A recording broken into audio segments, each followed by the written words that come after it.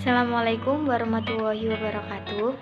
Perkenalkan, nama saya Rizky Halimatus Sadiah dari Prodi PAI semester 5. Kepada yang terhormat Bapak M. Syarif MPDI sebagai dosen pengampu mata kuliah Etika Politik Pendidikan dan Filsafat Islam. Video ini dibuat untuk memenuhi UAS Etika Politik dan Filsafat Islam.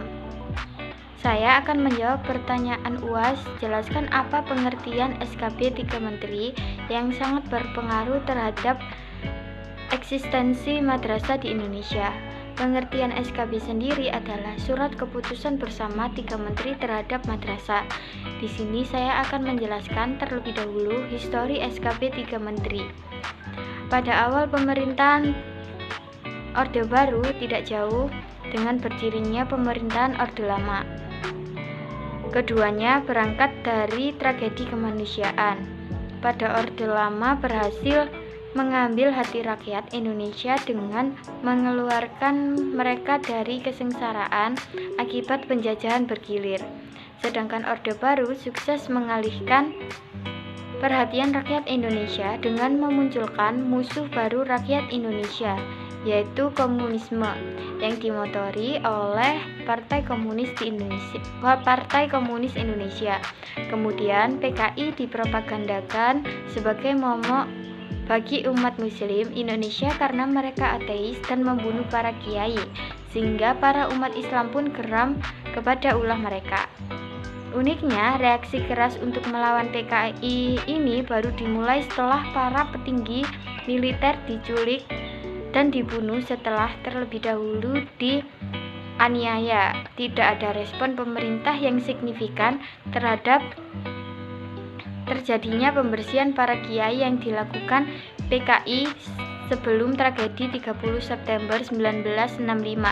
Resistensi umat Islam semakin kentara ketika Presiden Soeharto mengeluarkan keputusan Presiden nomor 34 tahun 1972. Kemudian diperkuat dengan instruksi Presiden No. 15 tahun 1974 yang isinya melemahkan dan mengalienasi madrasah dari pendidikan nasional. Kehadiran Kepres dan Inpres tersebut merupakan manuver untuk mengasingkan peran dan kontribusi madrasah sejak zaman penjajahan. Umat Islam tidak tinggal diam. Reaksi keras umat muslim disadari oleh pemerintah Orde Baru, yang kemudian pemerintah mengambil kebijakan yang lebih operasional terhadap madrasah, yakni melakukan pembinaan mutu pendidikan madrasah.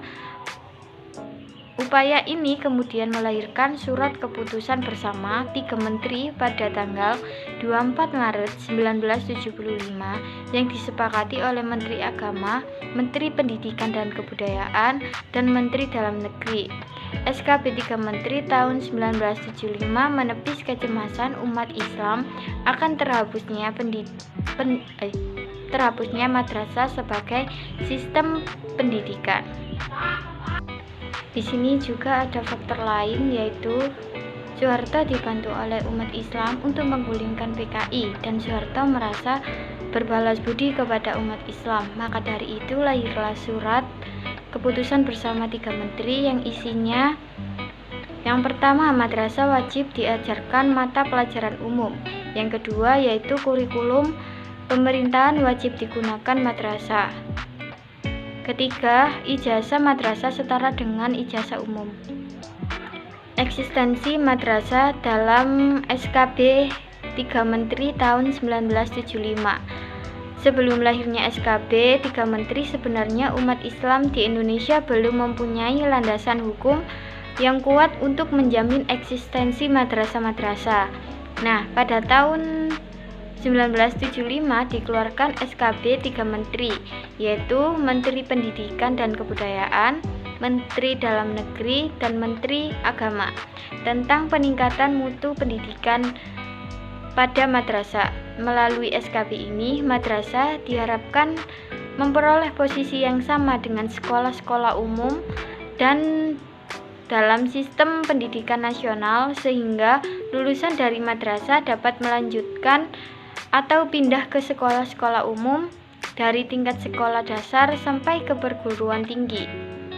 Karena tingkat mata pelajaran umum di madrasah sama mutunya dengan pelajaran umum di sekolah umum yang setingkat. Dalam SKB juga dirumuskan mengenai batasan dan penjenjangan madrasah.